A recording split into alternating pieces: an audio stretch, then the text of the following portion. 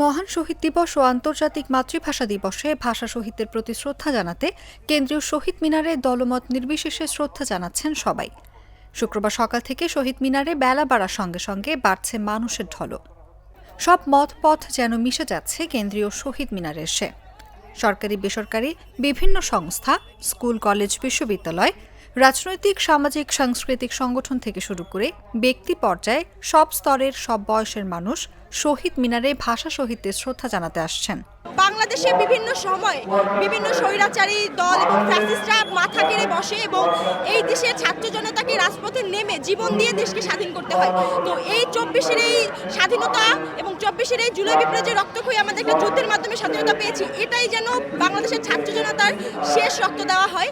দেশে আমরা এখন নানা ধরনের পরিবর্তন আনতে চাচ্ছি, কতটা সম্ভব হবে আসলে জানি না, সেটা সরকারের দায়িত্ব, আমরা সরকারের দিকে দেখব। আমরা আজকে এখানে এসেছি ভাষা আন্দোলনের যে 1952 সালের যে আন্দোলন, সেই আন্দোলনকে স্মরণ করতে এসেছি। সংস্কার যেদিন থেকে হওয়া শুরু করবে ওই দিন থেকে বাংলাদেশ আবার নতুন একটা বাংলাদেশ দেখতে পাবো আমরা। এখন পর্যন্ত আপাবিহীন বাংলাদেশে প্রথম আজকে 21শে ফেব্রুয়ারি অনেক ভালো কাটছে। ইনশাল্লাহ আরও ভালো কিছু হবে, ছাত্ররা আরও ভালো কিছু করবে। কেউ নিয়ে এসেছেন ফুলের ডালা, কেউ বা নিয়ে এসেছেন একগুচ্ছ ফুল। এছাড়া সাদা কালো ব্যানারে লেখা বিভিন্ন প্ল্যাকার্ডে ছেয়ে গেছে পুরো শহীদ মিনার প্রাঙ্গণ। এদিকে শহীদদের প্রতি শ্রদ্ধা জানাতে আসা লোকজনের ভিড় বাড়ছেই। বেদি থেকে প্রায় 1 কিলোমিটার পর্যন্ত দীর্ঘ লাইন রয়েছে। আমার কাছে মনে হয় বাংলা ভাষা একটা শান্তির জায়গা। যখন এই যে সবাই কথা বলে না, বা আমরা যখন কথা বলতে পারি না, এটাই একটা আনন্দ। হ্যাঁ, অন্যান্য ভাষা শেখা উচিত সবারই, বাট সাথে সাথে বাংলাটাকেও প্রপারলি শেখা দরকার। 21শে ফেব্রুয়ারি আমাদের সকল ভাষা শহীদদের প্রতি অন্তরস্থল থেকে জানাই শ্রদ্ধা। অনেক কষ্টের বিনিময়ে আমরা এই বাংলাদেশটি পেয়েছি। সকালে আমাদের ব্যবসার একটু চাপ থাকে বেশি, তো যার কারণে রাত্রে এই সুযোগে আমরা আর কি শহীদদের প্রতি শ্রদ্ধা নিবেদন করলাম। এই বছর প্রথম আমি প্রথম পরে ঢাকা কেন্দ্রীয় শহীদ মিনারে এসেছি। এর আগে আমি কখনো আসিনি, তাই আমার অনুভূতি খুবই অন্যরকম এবং আমি অনেক অভিভূত। আমি যেমনটা প্রত্যাশা করেছি তেমনটাই।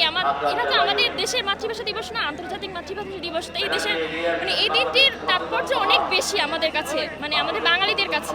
গত বছরের তুলনায় এই বছরে পরিবেশটা আসলে খুবই ভালো, খুবই চমৎকার, বিশৃঙ্খলা একেবারে নেই, আসলে খুবই ভালো লাগতেছে। প্রসঙ্গত, মাতৃভাষা আন্দোলনের 73 বছর পূর্ণ হয়েছে আজ। 1952 সালের এই দিনে রাষ্ট্রভাষা বাংলার দাবিতে আন্দোলনরত শিক্ষার্থীদের উপর নির্মমভাবে গুলি বর্ষণ করে তৎকালীন পাকিস্তান শাসক গোষ্ঠীর পুলিশ। এতে সালাম, বরকত, রফিক, শফিউর, জব্বারের বুকে রক্তে রঞ্জিত হয় ঢাকার রাজপথ। তাই এই দিনটিকে শহীদ দিবস বলা হয়ে থাকে।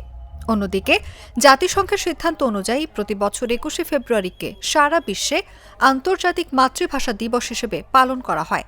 তাই দিনটি বাঙালি জাতি ও বাংলা ভাষাভাষীদের জন্য গৌরবের দিন।